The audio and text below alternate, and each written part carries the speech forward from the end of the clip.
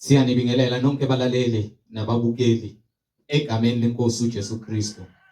Kulo ibandla likaNkulunkulu makube kini umusa nokuthula okuvela kuNkulunkulu uBaba wethu nasenkosini uJesu Kristu owazinikela ngenxa yezono zethu ukuze asophule kulelizwe elimbi lamanje ngokwentando kaNkulunkulu Baba wethu. Makube kuye udumo kuze kube ngunaphakade. Amen. Izwi lenkosi uJesu Kristu leli olalele njengamanje, izwi lenkosi uJesu Kristu. Lapho sishumayela khona, sifundise, siphinde sihlolisise imibhalo engcwele ngokwentando kaNkulunkulu kwindodana yakhe uJesu Kristu oyinkosi nomsindisi empilweni zethu. Sizocela kubo bonke abantu abalalele njengamanje ukuthi sonke sibe namaBhayibheli ukuze sonke sizofunda kanye sibe nokuqonda imibhalo engcwele njengoba sishunyayezwa nanjengoba sifundiswa ukufinyelela eqinisweni elindlela neqiniso nokuphila izwi lenkosi uJesu Kristu.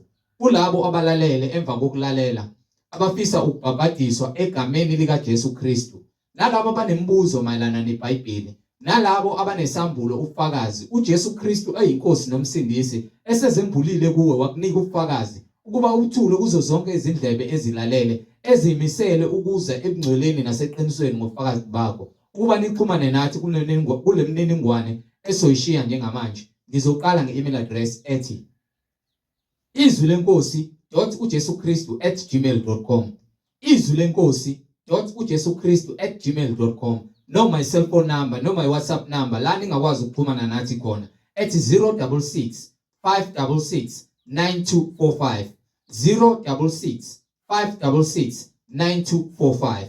Izintshumayelo nezimfundiso zonke ziyatholakala ku-YouTube. Lapho ungahlala khona phansi uphethe iBhayibheli, ulalelisise, uhlolisise ukube ngabe lokhu okuzwayo kuyafakazelwa yini imibhalo engcwele. Njengakho konke sinishumayeza khona, sinifundisa khona, kufakazelwa imibhalo engcwele iBhayibheli. So ku-YouTube uzosearcha uthi izwi lenkosi uJesu Kristu. Ungakhohlwa ukusubscribe, ungakhohlwa futhi nokupressa i-notification button ukuze ngaso sonke isikhathi uzoyithola izimfundiso eziphilileyo ezisiholela ebungcweleni. Ungakhohlwa nokusharisha ilink nezihlobo zakho, ikakhulukazi bonke labazalwane ohlanganyela nabo ngaso sonke isikhathi. Manihlanganyela nithi niyamdumisa uNkulunkulu ngomoya nangeqiniso, nifakazelana ukuthi uJesu Kristu uyinkosi nomsindisi empilweni zenu, ukuze nabo nawo wonke umuntu ahlolisise imfundiso esuke nishunyayezwa nifundiswa ukube ngabe iyafakazelwa yini imibhalo engcwele. Ku-YouTube sharisha ilink izwi lenkosi uJesu Kristu. Ake sigobise amakhanda sivala amehlo sibonge Baba wethu osezulwini. Baba wethu osezulwini, mangcweliswe igama lakho, umbuso wakho mawufike, intando yakho mayenziwe emhlabeni njengasezulwini. Usiphe namhlanje isinkwa sethu semihla ngemihla, usithethelele amacala ethu njengoba nathi sibathethelela abasonayo. Ungasingenise ekulingweni kodwa usindise kokubi, ngokuba umbuso ungowakho namandla nobukhosi uJesu Kristu uyinkosi nomsindisi. Amen. Balaleli, yamkelana umfowethu uMhlengizondi ozobe sihola ngokwemfihlakalo yemibhalo. Umoya ongcwele ekhazimulisa inkosi yamakhosi uJesu Kristu, yena oyinhloko yalo mzimba esikuwo. Sheshisani nithatha amaBhayibheli egameni lenkosi uJesu Kristu. Amen. Ngibingelela bazalwane egameni lenkosi uJesu Kristu, umninimandla onke, inkosi yokuphila, inkosi yenkazimulo. Siloke sithule bona ubufakazi ngayo imibhalo ukuthi yinye inkosi, yinye inkolo, munye umbhabhadiso egameni likaJesu Kristu. Zonke ezinye izinkolo ngizokusho nje egcwale umlomo, noma ngabe uliphi uhlobo lwenkolo olukhona, amavukane njengoba lisho iBhayibheli, uNkulunkulu abasanda kuvela banendabuko. Manje iBhayibheli yinye inkosi.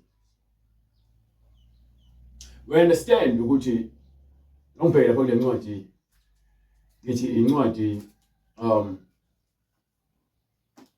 kaTimotheo, incwadi yokuqala kaTimotheo, sahluko 2,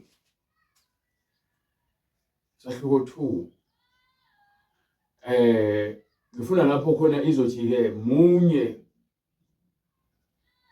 umlamuleli phakathi komuntu noNkulunkulu lowo muntu uJesu Kristu.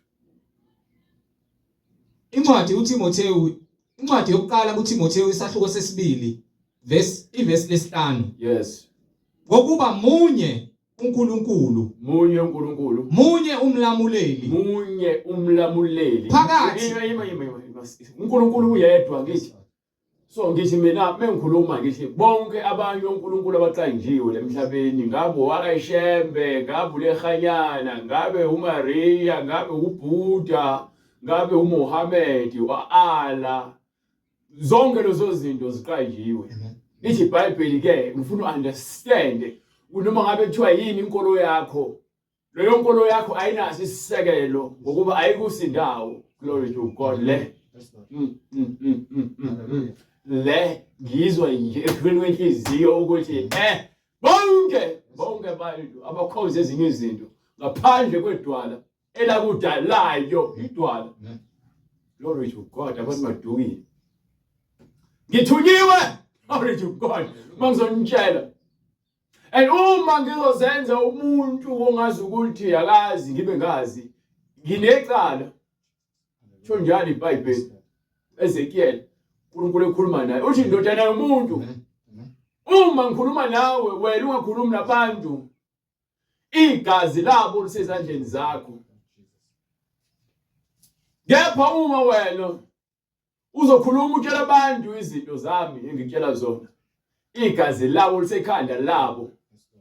So wonke umuntu othi yena uyakholwa kepha angamfuni uNkulunkulu oyedwa, oNkulunkulu bena benza ngalutho. Ngitshela ngoShembe enomlando ukuthi bafaka ubhoko amanzi eza athi amanzi eze emhlabeni, abafaka ubhoko bahlehlisa amanzi ngegama likaShembe. uNkulunkulu wasephakameni asimazi, akekho la, akekho kule ncwadi. Lithi iBhayibheli uyedwa futhi uthi lapha kwincwadi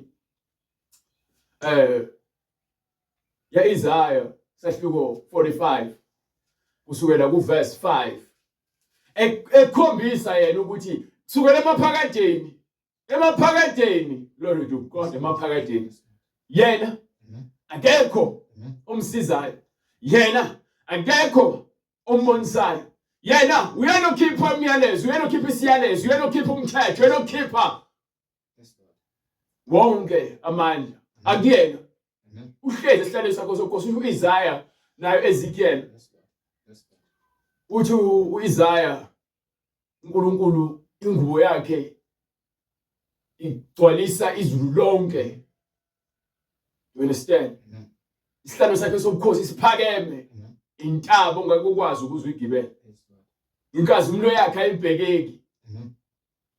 Mina nginguJehova, akakho omunye ngaphandle kwami. Omunye simfuna ngeBhayibheli, angimfune emsamo, angiye esangomeni, angiye kwaShembe, angiye eMaromini, angiye khona. Angimfuni uNkulunkulu yise, uNkulunkulu ndodana, uNkulunkulu moya ngcwele. Ngifuna uJesu Kristu. Ngifuna uNkulunkulu aye kuJesu, akashwanga ukuthi uyiziqu ezintathu, uyedwa. Bemuthini? Uthi mina nginguJehova, akekho omunye ngaphandle kwami, akakho uNkulunkulu, akekho uNkulunkulu. Lithi iBhayibheli akekho. Yes. Ngiyakubhincisa ungakangazi. Kwena siqhubeka. Ukuze bazi kusukela empumalanga kuze kuvale entshonalanga ukuthi akakho ngaphandle kwami. Uzothona uNkulunkulu iziqu ezintathu unobqinqinqi. Mina nginguJehova, akakho omunye. Mina engenza ukukhanya. Uthi yena wenzile, wena yedwa. Umethi yena yedwa uzenzele ngamandla akhe, yena yedwa. uBuddha akenza ngalutho, isithombe nje sakhiwe eChina sibekiwe. uMohammed lo nkulunkulu wakhe uAllah ofundisa izinto ezingekho eBhayibhelini. uSathane emeza kubantu uza abumekisa iqiniso namanga. adilute. Yabona mawufuna mawuthenga i-cold drink, Coca-Cola, uyithola nje ukunjalo i-Coca-Cola. You understand? But mawuthenga i-Oros, thatha amanzi, uyifake emanzini, uyimixe namanzi. You understand? Bese kuphuma ini ijuice emixwe namanzi. So kanjalo ke akusaphelele ukuthi ijuice ephuma esitolo nje kunjalo moyiphuza. Uphuza ijuice emixiwe yaxhaqwa ngamanzi. Kanjalo ke noSathane beza kubantu uza nephethe iqiniso kepha ebexaxa ngamanga ngaphezulu. Ngenxa yongaqondi yabantu babona ukuthi hayi ngempela le inkolo right le. Ama-Muslim right ama-Muslim. Ama-Muslim right awayidli ingulube. Ungathintwa yinja ngaphambi kokuthi uthandaze. Mawusithintile ngihamba ogeza futhi kabe phansi umsangano lo. Amen. Yena mina anginankinga mina nokuthi abantu bangibuka ukuthi nginjani mangishumayela kanjani. Ngiyakutshela into uma umsangano ukuthi umsangano into le i-madness ngesingisi.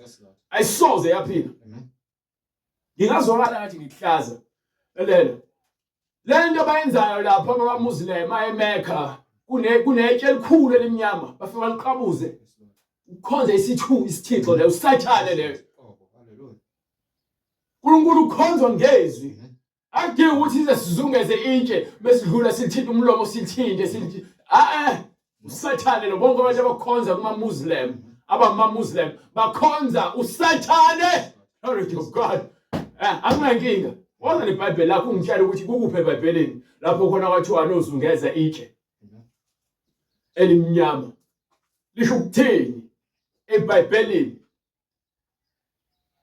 Lesi singaguqeli singenzi lutho okudaliweyo noma ngabe okusezulwini noma ngabe okusemhlabeni. Singenzi imfanekiso. Singaguqeli lutho. So uma unesithombe noma unento ewuphawu elithize oguqa kuyona uyikhonze egameni likaJesu noma egameni kaNkulunkulu isithixo leso. Ama-China kunesithombe esikhulu sikaBuddha. Bathi umprofethi wabo nabo ngendlela yabo obafundisa lezo zinto abafundisa zona. So mebe yakhona bafike bashisa impepho bathathe impepho bathi impepho noma yini incense bayishise bagobe babhawe phansi babhawe bese bayizandla beze kanje bese bayifake la beyifaka khona bayakhonza labo bantu labo baguqa phambi kwesithixo. You understand? Ama-ZCC ulehanyana abantu betiye bagquwafu abafundisi ngeBhayibheli. Aba-Apostoli 12 nabo abafundisi ngeBhayibheli njengoba linjalo bakhonza abantu abangasekho. Abantu babona abantu begqoke kahle imfaniswano beswekile bemasontweni.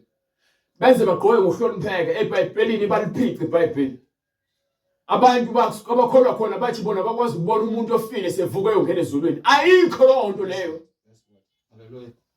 Akekho umuntu ophilayo enyameni ukwazi ukubona ethi njengoba ngikanjena nje ngibona ukuthi umuntu umefu yaphi. Anginawo amandla. Yapho abafundisi bamanga bayakwazi ukuthi balifakele lo moya ukholwe. Ingakho nimema bona abantu abawosomanga beze emingcwabeni bazoduduza imindeni ngamanga ukuthi umuntu hayi usendaweni engcono manje. Kade feba idaka utwala ephuza eqamba amanga enenzondo ebulala ephinga. Ngese kuthiwa bese file kuthiwayo uphumule useyingilosi uyasibona le khona. Mfowethu uhambe kahle. Akho kuhamba kahle lithi iBhayibheli akukho ukuthula kwababi. Akukho ukuthula kwababi. You understand? So manje lezi inkolo eziningi kangaka ekubeni abantu abangenakho uqonda meya kulelo sonto nje hayi uNkulunkulu uyedwa. Ukuthi nikhonza ngendlela engafani. Lutho glory to God never. Ngeke umkhonze ngolehanyana. Ngeke umkhonze ngoshambe. Ngeke umkhonze ngoMaria. Akadingi ngeke ukhonzwa ngalutho. Ngeke umkhonze etsheni. Ngeke umkhonze esithombeni. Ngeke umkhonze emsamu. Kunabantu abathi abantu abafileyo bafana nezingilosi. Ukube iBhayibheli lisho njalo. Kepha ke lithi uNkulunkulu wabanye abaphilayo. Ayizoni futhi abantu abaphilayo abantu bafele kubani uNkulunkulu. Njengoba befele uNkulunkulu abeze emhlabeni baphinde bazokhuluma nathi. Bafana nezingilosi. Glory to God usho njalo uJesu. Uma ke bembuza abaFarisi ukuthi nabaSadusi kunokuphikisana ukuthi abanye bathi akukho kuvuka abafileyo, abanye bathi kukhona ukuvuka abafileyo. Bathi ke uma kukuthi nakhu ke kwakunamadoda awu7 omdala wathatha unkosikazi washona. Ngomthetho kaMoses uthi ke emeshona angene lo akhulisa imbewu. Baze bashona bonke. Wasala wesifazane kade bethi bayamngena. Waseva lokho naye wafa. Base bethi ke uma sekuvusa abafileyo uzoba unkosikazi kabani. Umjolo ukuthandana imshado ama-honeymoon nama-settlement. Izinto zakuphi zale emhlabeni. Ukulala ucansi nenkonzo esekamerweni izinto zale emhlabeni. Inkanungo yokufuna ukuba sothandweni nomuntu, inkanungo yasenyameni okwale emhlabeni. Ngale ke lithi iBhayibheli uyayithola incwadi 22 from verse 24 if I'm not mistaken. Yes. Go ahead. Incwadi ngokuka Mateyu isahluko 22 verse 22 verse 23. Yes. Ngalolo suku kwafika abaSadusi bathi akukho ukuvuka kwabafileyo. AbaSadusi bathi ke akukho ukuvuka kwabafileyo. Bambuza bathi mfundisi. Yes. uMose wathi uma umuntu efa enganabantwana, umfowabo kamngene umkakhe amvusele umfowabo. Sengichazile leyo phathi ke leyo manje. Sengifuna le ekutheni ke bathi bona umuntu lona ke sebemngenile abafowabo abawu7 nomuntu wesifazane. Wayeseshona egcineni yena. So uma ukuthi lo oqala indlalifa yakhona yashona kadini unkosikazi wayo. Kwase kwangena umfowabo bethi uzokhulisa naye washona. Kwangena omunye naye washona. Kwangena omunye naye washona. Kwaze kwasala lo wesifazane naye washona. So ngokuba bonke bamngenile balala naye bamenza unkosikazi. So mase kuvuka ke kwabafileyo uzoba umfazi wabani kulabo abayisikhombisa na? Uthini uJesu ke? Poye kuvukeni kwabafileyo uyakuba ngumkabani. Yes. Kwaba yisikhombisa lokhu bonke babe naye na. Ngoba bonke baba naye. Yebo uJesu waphendula wathi uthi bephendula nidukile.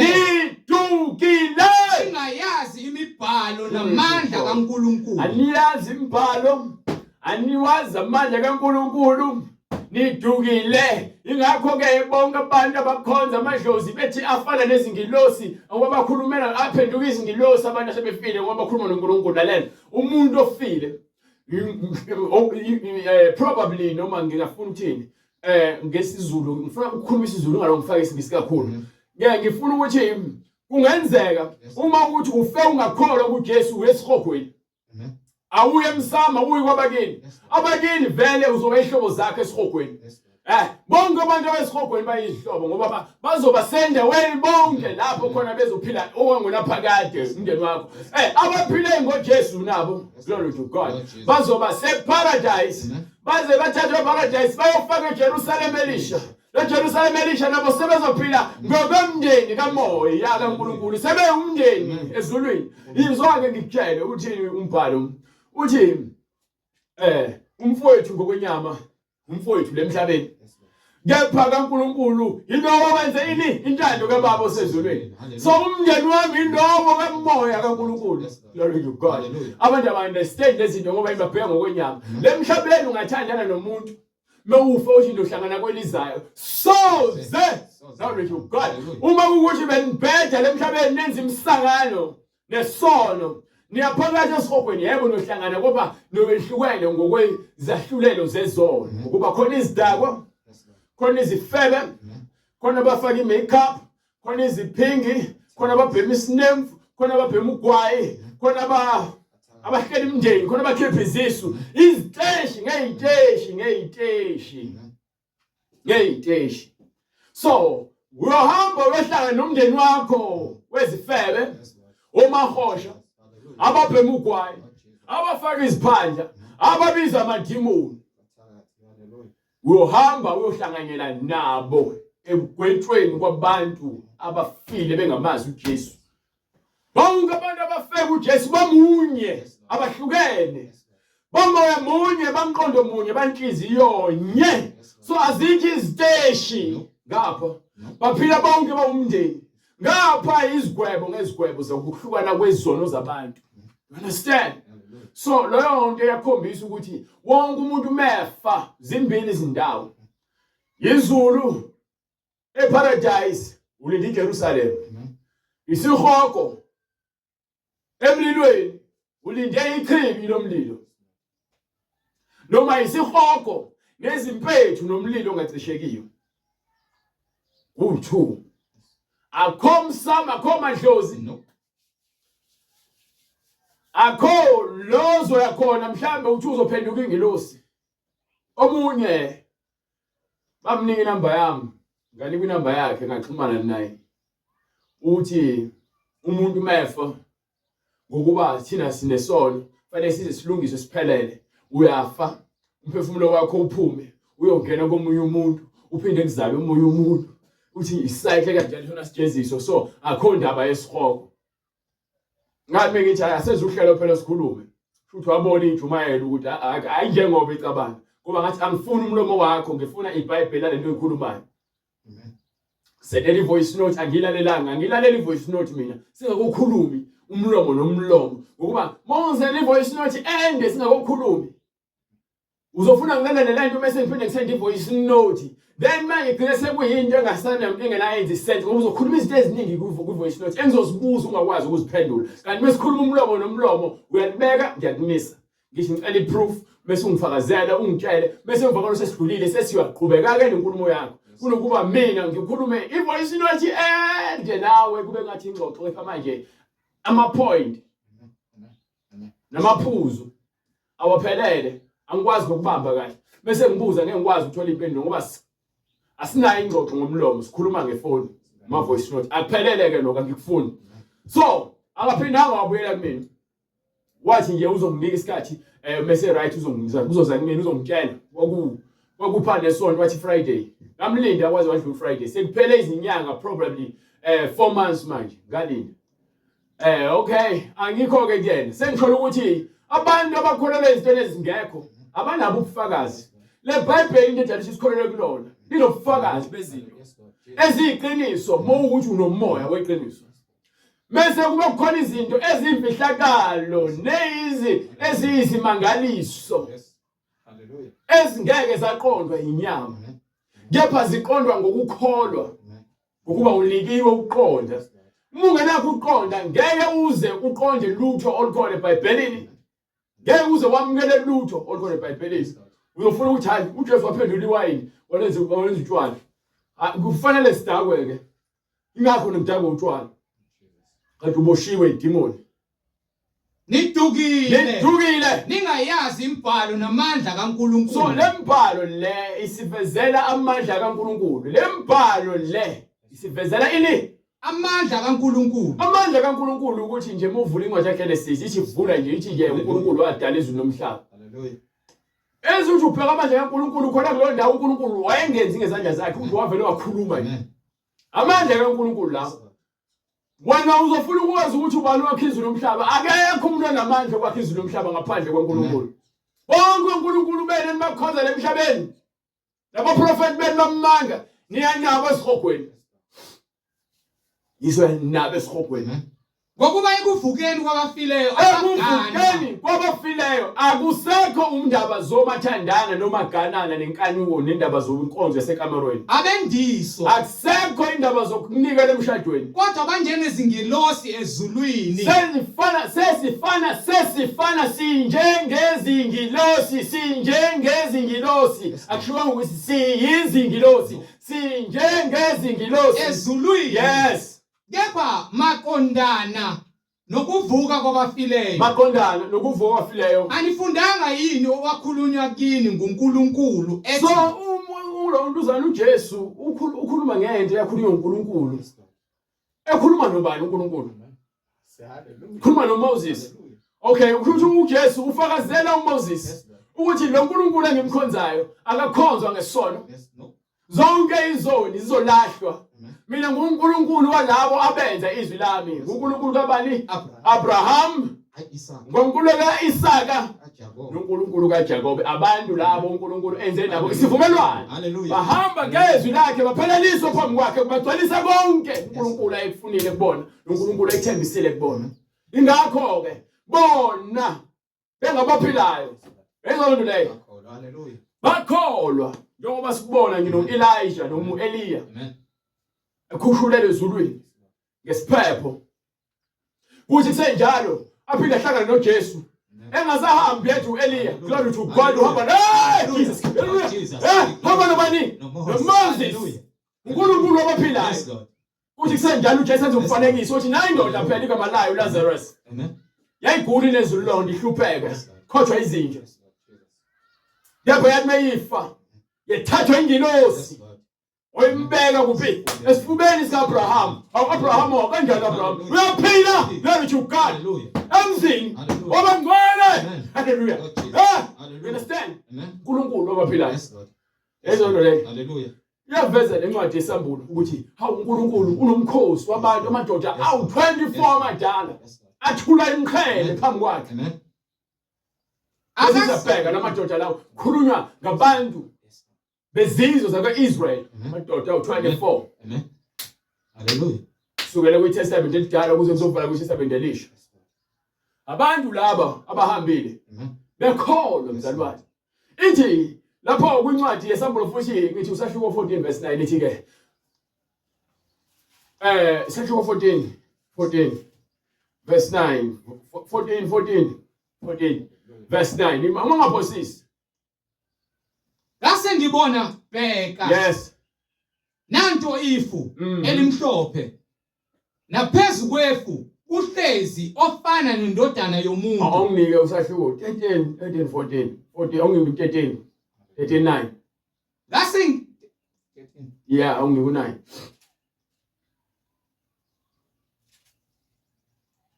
uma ekhona onendlebe makezwe. yes Uma ekhona oyisa ekuthunjweni uya naye ekuthunjweni. Uma ekhona obulala ngenkemba umelwe naye ukubulawa ngenkemba. Nakhu ukubekezela nokukholwa kwabangcwele. Ngase ngibona esinye isilo no nginike u 14 yalandela enye ingilosi yesithathu ithi ngezwi elikhulu, uma kukhona okhuleka kuso isilo nomfanekiso waso elwamukela futhi uphawu ebunzini lakhe noma esandleni sakhe, naye uyakuliphuza iwayini lolaka lukaNkulunkulu. Lima ngibheke lapha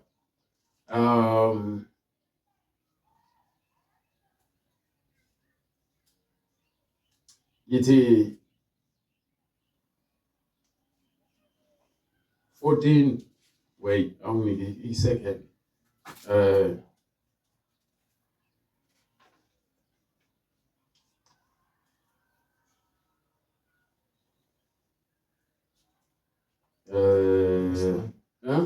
This one. no akwaku verse 1 hayi kululeke unika kufuna incwadi le ethi ke imisebenzi yabo iyakubalandela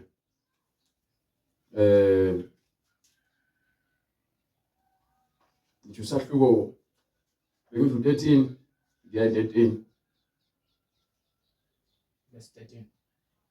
Asengizwa izwi vele ezulwini lithi loba ukuthi babusisiwe.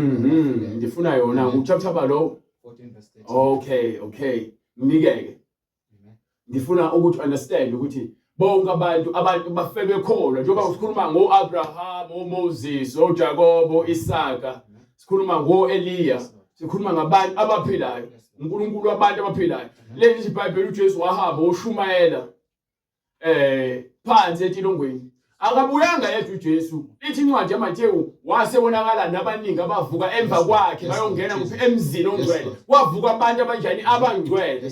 So ngifuna ukuvezela labantu bonke labantu abanengqondo nensila yokuzitshela ukuthi sonke sofa sivuke siphile noJesu noma siyabantu bakithi ayikho lonto leyo. No. itheni Incwadi isambulo isahluko 14 verse 12. yes Nakho kubekezela kwabangcwele. nakho ukubekezela kwabanjani Kwabangcwele. ukubekezela kwabanjani Kwabangcwele. umuntu ongcwele mzalwane futhi asike siyicacise lento le yobungcwele akubona wonke umuntu ongcwele othi ungcwele njengoba ethi eBhayibheli akubona bonke abaka-Israyeli ngokwenyama abangabaka-Israyeli ngempela abantu abaka-Israyeli yilabo abakholwa njengayo u-Israyeli understand into engishoyo Yes, Lord. abantu abangamadodana kaNkulunkulu yilabo abalandela uJesu oyindodana kaNkulunkulu ngokwembhalo nangokwemiyalelo Yes, Lord. understand into engishoyo Wena ngeqiniso. Hallelujah. akubona ngokuthi uyahamba uyohlanganyela nabazalwane kungemsebenzi yakho Yes, Lord. yokukholwa uAbraham kulowe veze ukuthi wakholwa wakholwa Balelwa kuye ngomkhulu. Hallelujah. uJakobe wakholwa Yes, Lord. uNkulunkulu uyazibonakalisa kuAbraham Amen. uyazibonakalisa kuJakobe uyazibonakalisa kuIsaka Yes, Lord. uyazibonakalisa kuDavid Amen. uyazibonakalisa kuSamuel Yes, Lord. uyazibonakalisa kuMoses Amen. bonke labantu bakhuluma into engekho bekhuluma izwi elifanayo uNkulunkulu into ayishoyo ngabantu nangezinto afuna zenzeke nezinto ezizokwenzeka kubona bonke abantu abangakholwa sho ukuthi khona into wrong ngaloNkulunkulu Anakai. mekuthi ke uNkulunkulu wakhe akanazo isiprofethi esinjengalesi akanabo abaprofethi abanjengalabo akanazo isahlulelo esinjengalesi Yes, Lord. akuyena uNkulunkulu lo Amen. Amen. labo uNkulunkulu abantshela ukuthi kufuneka nemsamo nizoba ingilosi niyabahlabela inkomo nifake iziphanda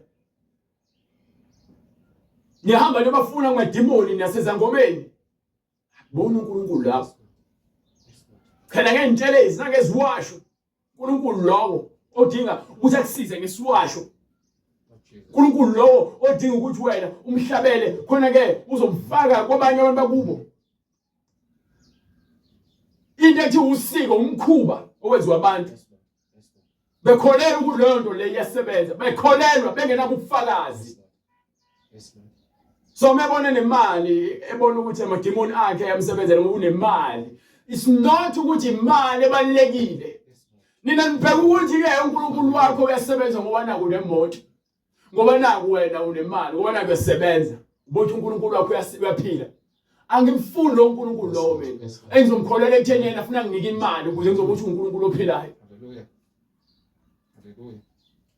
uNkulunkulu okubangela amabhadi ngoba naka umniki imbuzi ngoba naka umhlabelanga inkomo usekwenzela amabhadi idemon usathane lowo usebenza ngegazi ukuze ezoqhubekela ukwenzela izinto zakho zibe zinhle you understand ngisho imlingo into enjala imlingo into ekhona eBhayibhelini uMoses bethi uNkulunkulu umenzela isibonakaliso athi lahlele induku phansi Yes, Lord. ayiphethe iphenduke ini inyoka Yes, Lord.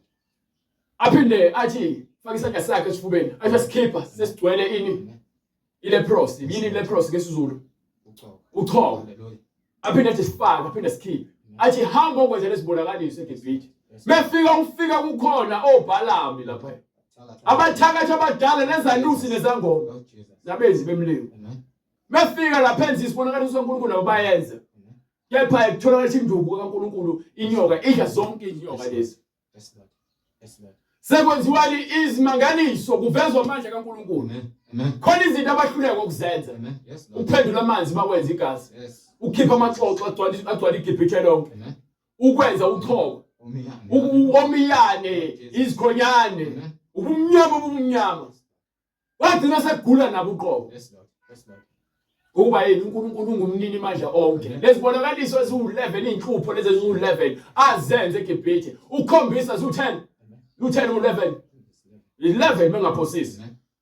wazenza zonke just ukuthi akhombise amandla akhe akadinge sizo lamuntu Nini mandla wonke. Hallelujah. so mina ngikholelwa ukuthi uNkulunkulu beni banenzela izinto ezinhle kuphela ufune kumenzele okuthize noma unikele ngokuthize lento yakashembe yokunikela ngemali inkosi ibusise bonke abantu bahambe bocela izibusiso kushembe egameni likaShembe Lord Jesus. abafuni insindiso emphefumulo yabo abantu bakaShembe bafuna ingcebo Lord Jesus. Shembe hayi ungathi Shembe wangandisela imfuyo, awushembe wangitholela umsebenzi, awushembe. Yabona nimkholela egameni lokuthi unani wena. Ngathi nguvaselena kaShembe, uShembe uyindlela. Ushembe umbongela uJehova, dumisani uJehova, amen. Omuphi uJehova? Basebenzisa igama likaNkulunkulu ophilayo. Amen. For izinkanuko namadimoni akaShembe. Yonke into ngizoyiveza ibe sobala. EmaRomini nakhona niyaye nje. Egameni likaMaria, ninezithixo nezigaqa emqaleni. Ninezithixo ezigcwele izinto. Ninamanzi enizophoza khona lethe ngcwele bese lokho enithinta isiphongo, nithinta amahlombe. Nami lovuma izono zenu uphinde futhi uyosenza futhi. Uphinde uyebune uvuma izono zakho uphinde uyosenza futhi.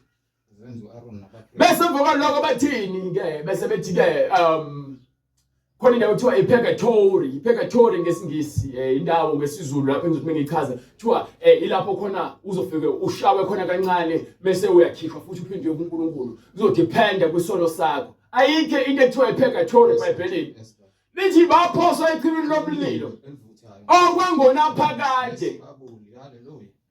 Umprofeti lesilo nabalandeli besilo bazongena echibini lomlilo bafe basho okwaphakade. Ayikho into ekuthiwa iPurgatory eBhayibhelini. So lezi zinto lezi siyanivezela ukuze niqonde ukuthi uNkulunkulu akakhonzwa ngezinto, akakhonzelwa izinto. Methi funani umbuso kaNkulunkulu nokulunga kwakhe bese kuthi zonke lezi zinto ziyakunezesela. Ngiyahlupheka, ngiyangena enhluphekweni. Ngiboleka imali, ngisho ngizoyikhokha imali, ngibe broke, ngibe down. uNkulunkulu uyabheka ukuthi ke uzophuma yini uhambe uyoqamba amanga noma uzohamba enyangeni. Uzama indlela zakhe ezikhohlakele ukuze ube nemali. Uzodayisa ivangeli lami. Yithi cha uNkulunkulu ngeke ngikwenze lokho. Uma kwahlupheka uJobe. Lithi ehluphekeni kwakhe konke uJobe azange aze amthuka uNkulunkulu. Futhi azange one ngomlomo wakhe. So lezi nhlupheko kuthiwa ezesikhashana. And uNkulunkulu bekubeka esimweni ukuthi ke avuma ukuthi uthinteke. Uthi akakwenzi lokho kube ngaphezulu kwamandla akho. Inendawo yokulala nokudla ngempahla zokugqoka. IBhayibheli aneliswani lokhu eninako.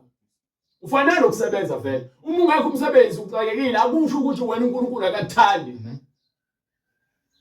Wayengeke avume noJobe ukuthi ahlupheke. Wangeke aze avume uLazarus ukuthi ahlupheke kuba kufuna sibe yicebu sonke uNkulunkulu uyakutshela ukuthi zonke izicebi ziphakeme inhliziyo zazo. Zithi somkhonzelana uNkulunkulu wena sinakho konke. Yabona umuntu onengcebo uzithemba yena nengcebo yakhe. Mekusuka ingcebo kuyavela ubunqunu bakhe. Kuba kazi lutho ngempilo. Ngapha umuntu ohluphekile ngokwemali, ngapha cebe ngokwemoya unethemba lokuthi ngelinye ilanga ngizoba noNkulunkulu oyongiduduza. Ngakho iBhayibheli lithi ke izinyembezi zabo zasulwa imisebenzi yokholwa okungaye sinokungena ngokukholwa kulo musa esimi kuwo. Simi ngomusa intethelelo nokuvuma izono nokuphila eqinisweni. Siyazibonga ekwethembeni. Bonga ekwethembeni. Inkazimulo kaNkulunkulu. Inkazimulo sithembe silinde inkazimulo kaNkulunkulu. Kepha akusikho lokhu kuphela kodwa sikhona lokhu kuphela sizibonga nangezinhlupheko nangezikhathi zokuhlupheka. Ngokwazi ukuthi ukuhlupheka kuveza ukwenzani? Ukukhuthazela. Ukukhuthazela kuveza ukuqiniseka. Ukukhuthazela futhi ngesikhathi ubekezele enhluphekweni kuveza uqiniseka. Uqiniseka kuveza ithemba. Kuveza ithemba. Ithemba alijabhisi. Ithemba lelo lingajabhisi. Ngokuba uthando lukaNkulunkulu lutheliwe ezinhlizweni zethu ngomoya ongcwele esimuphiweyo. Siphiwe umoya wethemba, umoya wothando, umoya osilonda ezinhluphekweni, umoya osibambile ngezandla esingaziboni. Kepha uvula indlela lapho khona singaboni ukuthi indlela ingavuleka. Uyena kuphela onamandla onke ezintweni zonke. So uthi uJakobe lapha kwincwadi kaJakobe sahluko 1 verse 3 4 and 5 ngithi verse 3 mengaphosisi. uJakobe ekhuluma ngazo izilingo uthi masithokoze uma singena ezilingweni ukuba sizohlola ukholo lwethu ukuba umvuzo awukho emhlabeni. Laba uNkulunkulu enibakhonzela emhlabeni for iziwasho novaselina nezimpepho nezimbuzi nezilwane nibanikela labona ukuthi banicebise nimosha isikhathi senu.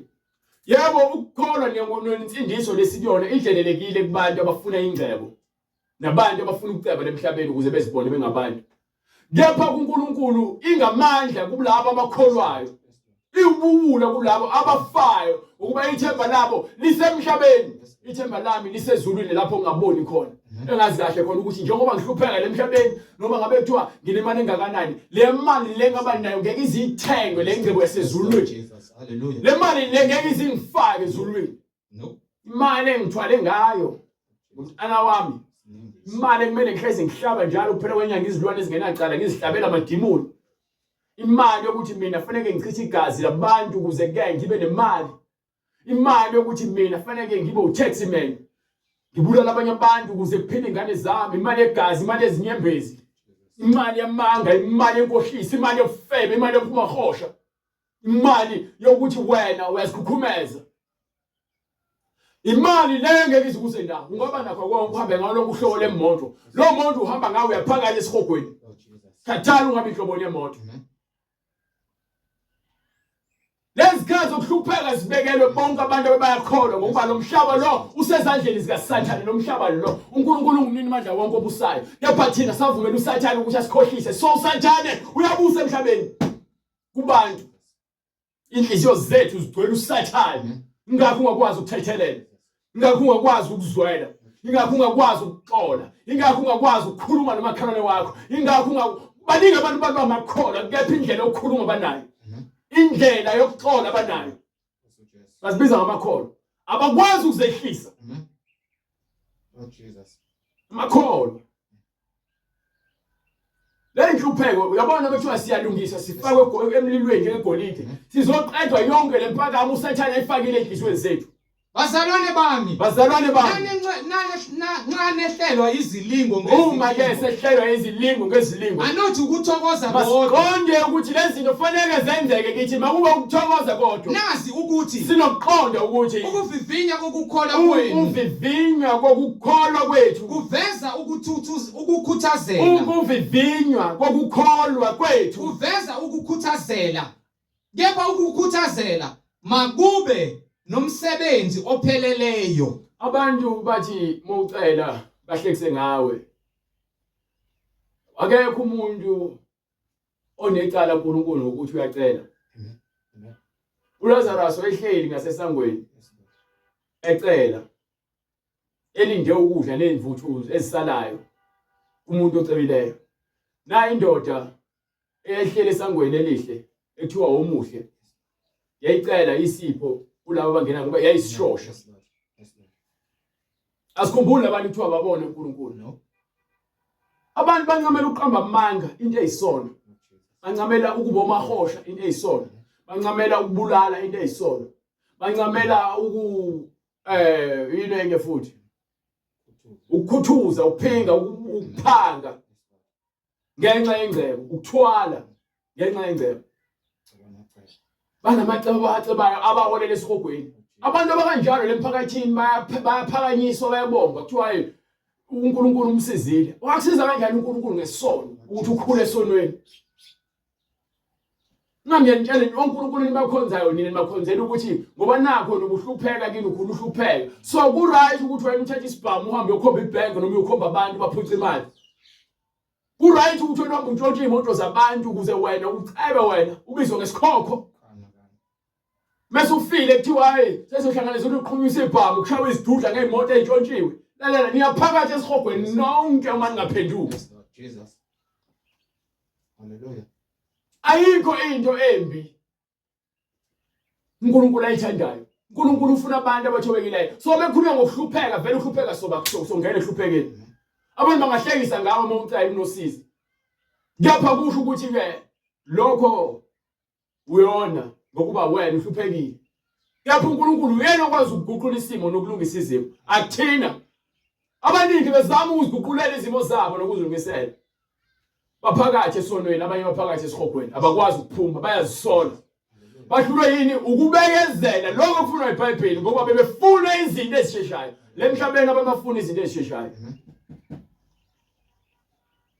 Ngakho abantu bethiwa bayascam noma babanjwa inkunzi ngama robot manje kuthiwa kunebhalo triple M kwasho kwacima faka imali yakho faka imali engazi uthola ukuthi faka imali engazi uthola ukuthi abantu bagijimela lezo zinto ngoba yini bafuna imali kakhulu.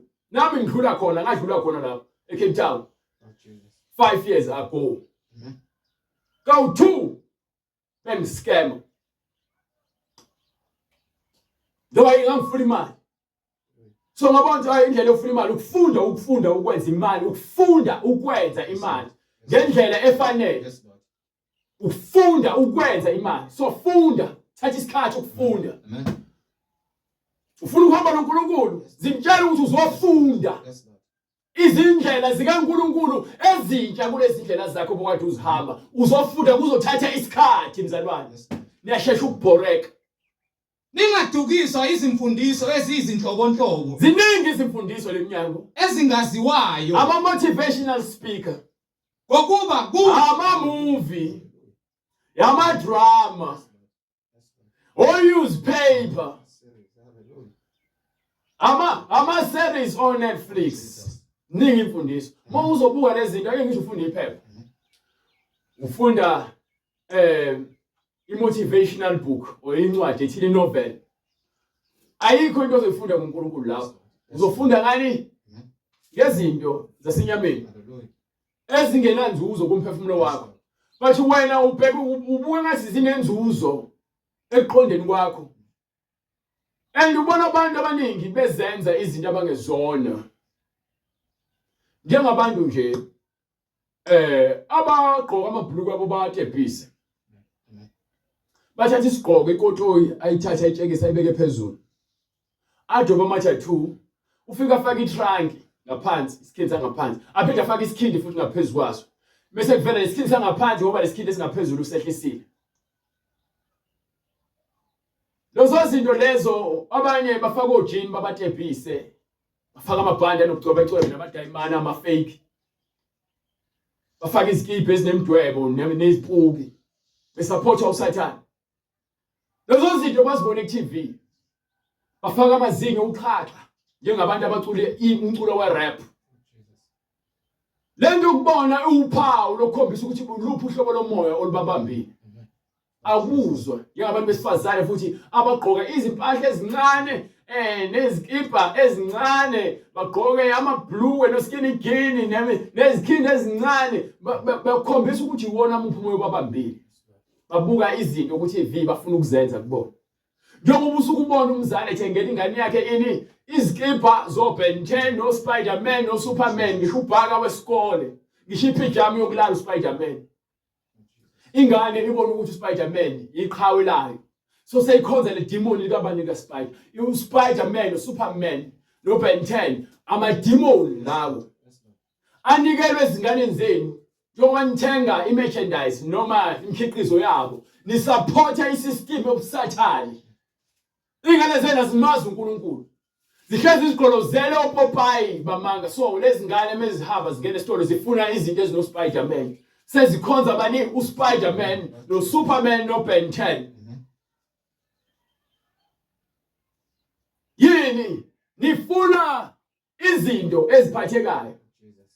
Abantu benza izinto ngaphandle kokuqonda bethi bayakholwa ngisho amakholwa lezinto ayazenza.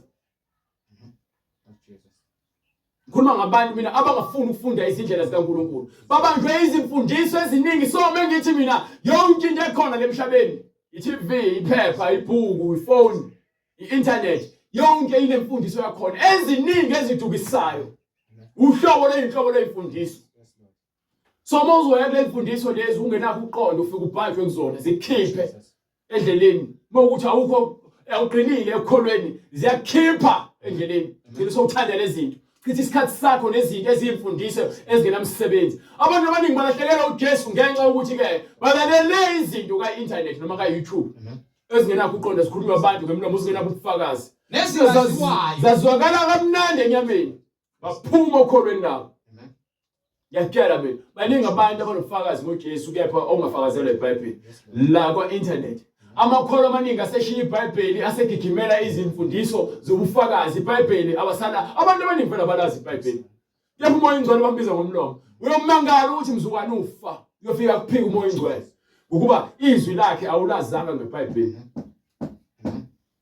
Ingakho mesifundisa sihlale eBhayibhelini ukuba sifuna ukuqondisa ngale iBhayibheli. Siqondisela yena lo olibizileyo ngale iBhayibheli. iBhayibheli yona kuphela incwadi. Mawuthi uyafunda mawuthi uyaqonda iBhayibheli lithi kulotshiwe. Kulotshiwe. So asikholwe ukuphi okulotshiwe. Kunezinto eziqhamukayo ezindize emoyeni zingenabufakazi ngokweBhayibheli. Bathi ngenxa yokuthi ke zizwakala kamnandi enyameni niyazigijimela. You understand? Nakho kubekezela kwabangcwele abagcina imiyalo kaNkuluNkulu. Yes. Nokukholwa Nokukholwa uJesu. Ngase ngizwa izwi livela kuphi? Ezulwini lithi letheni loba ukuthi babusisiwe abafela. Enze njani? Babusisiwe. Enze njani? Loba ukuthi lize njani? Loba ukuthi so manje kufanele nje ibhole phansi ukuze izoba ubufakazi. Ayizona leyo. Ezinye ethiwa ngazibhali, ezinye ethiwa ngazibhali. Kepha uyasho ukuthi lokho kwathiwa ngibhali, lokho kwathiwa ngakubhali. Kwathiwa sephelile manje. Kuthi ke asikholwa okunjani okulotshiweyo. Hallelujah. Loba. Yes Lord. Loba ukuthi babusisiwe. Uyabona uNkulunkulu abafileyo. Uyabona uthanda kanjani uNkulunkulu? Akasithandela ukuphila kwale emhlabeni. Usithandela ukuthi sifuneke mesifa sifinyelele kuye. Amen. So uma sikhuthaza ngalamazwi ngabaprofeti bakhe athi ke loba ukuthi babusisiwe abafela eqinisweni kusukela kulesi sikhathi kusukela manje. Yebo usho umoya. Usho bani? Umoya. Usho umoya ongeke uze ubone ngamehlo akho. Labantu bonke abakhonza izithixo lezo zikhonzayo uyazibona ezinye zayo imfanekise efike ebusuku izokukhohlisa. Tifuna ukuhlatshelwa, ifuna ukwembeswa, ufuna umhlonyane, ufuna amagobongo, usathana amabibane lokho. Ukuze baphumule ekukhandlekeni kwabo. Ngokuba imisebenzi yabo iyabalandela. Imisebenzi yabantu yayizona ngisho bengikhuluma ngoAbraham, Isaka, uJakobe. Imisebenzi yabo ibalandela uNkulunkulu wabaphilayo, hayi abafileyo. Akasiye uNkulunkulu wabafileyo kodwa owabaphilayo. Wezoni usithandile siseyizoni ukuba siphenduke size kuyena sizokholwa sifele kuyena. Sifele kuyena. Uthumele indodana yakhe emhlabeni yona yodwa ukuba ke izo sinika insindiso ukuba bonke understand bonke abakholwayo egameni layo nabakholwayo kuye basindiswe. Then ukukholwa kuvela ngezwi. Izwi elivela kuNkulunkulu elingekho kude nawe liseduze nawe. Uma nje ukholwa uvuka ngenhliziyo yakho ukuthi uJesu wafa wavuka, uJesu wafa wavuka, kusho ukuthi konke uJesu akushoyo okwamenza wafa wavuka nawe uzokwenza ukuze ube njani ufe uvuke. Manje aniqondi lo nto ukuthi iBhayibheli isifundisa lo nto ngoJesu ukuthi ke uma lithi wafa wavuka vuma qala ukuthi uJesu wafa futhi mefa wafa wavuka uyindodana kaNkulunkulu. Hallelujah. Hallelujah. Meke wafa wavuka kusho ngempela uNkulunkulu ube naye uyena omvusile. Amen. Mongenakho lokuqonda niyakholwa nje nivuma uJesu abanye baphamisana izandla. Abanye bathi ishona umthandazo wezoni. Ayikho lonto eBhayibhelini. Umuntu nomuntu mevuma izono zakhe uvuma isona saziyo. Yes Lord. Awukwazi ukuzosho umthandazo wezoni. Nkosi uJesu ngiyavuma zonke izono zami. Mina ngisona. Awukakosho ukuthi isono sakho. Ngikutshela. Ngibonge ukuthi uJesu mina mengikhuleka. uNkulunkulu ngiyabonga ukuthi umoya wamanga ukhiphile kumina isono leso. uNkulunkulu ngiyabonga ukuthi ke umoya wagwayo ukhiphile kumina isono bengisenza leso. Ngiyabonga uNkulunkulu ngikhiphile utshwaleni isono leso. uNkulunkulu ngiyabonga ukuthi ngikhiphile umoya wenzondo. Ngivuma lezono lezi engizaziyo. Uvuma kanjani izono ungazazi? Zovuma kanjani isono methwa phenduka methwa usushathanda lo imacala ungazange wavume wena wakhulume uthi yini ekubambile ivume imoya ngoba uyayazi imoya ekubambile. Amen. Hawu niyazi kahle imoya ekubambile. Simula Nkosi uJesu. Niyazi kahle nifuna nibize ngamagama. Uyingcwele Nkosi. Hallelujah. Hawu kahle nifuna nivunyise uJesu bese kuthiwa sensindisiwe. Kuthiwa khethana uJesu. Mkhethe umazi ngani uJesu ungabovuma izono zakho. Hayi ukuthi lezo zono mina ngizokutshela zona. Noma ngikhuluma nje ngiyazambule ngeziprofethi izono zesi. Yes, Lord. Umuntu nomuntu isono sakhe uyasazi. Amen. Ukuthi wena untshontsha umakhelwane wakho wena. Umfazi kamakhelwane wakho ubhizi uyamtshontsha. Uyaphinga. Wena ukhipha izisu wena. Wena uyantshontsha, wanqamba manje emsebenzini. Wena uyimpimpi, wena uxabanisa abantu uyahleba wena. Wena uyathakatha.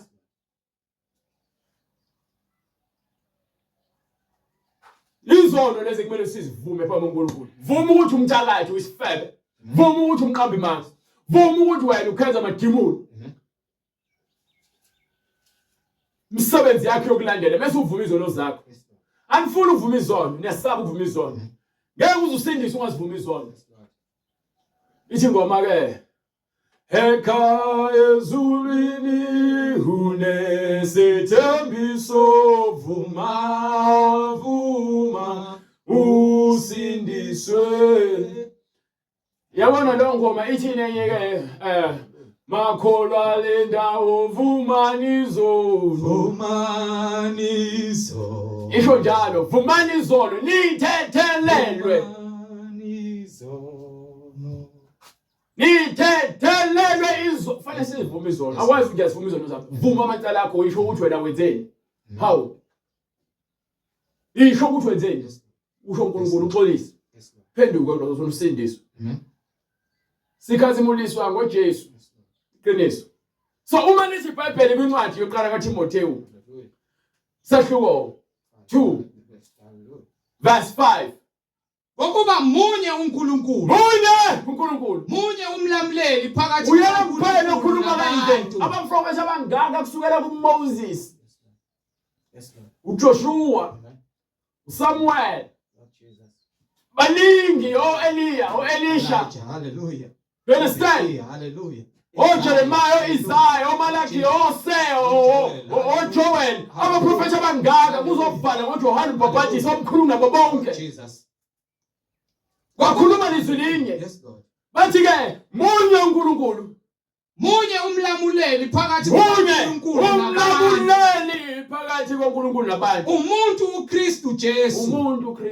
uNkulunkulu waphila kuKristu Jesu ezolamulela thina kuye kulomoya uNkulunkulu afuna sibe nawo. Owazinikela abe inhlawulo yabo bonke. Abanjani? Abakholwayo. Kube ngubufakazi. Bese kuba ubufakazi. Besikhathi esiyiso.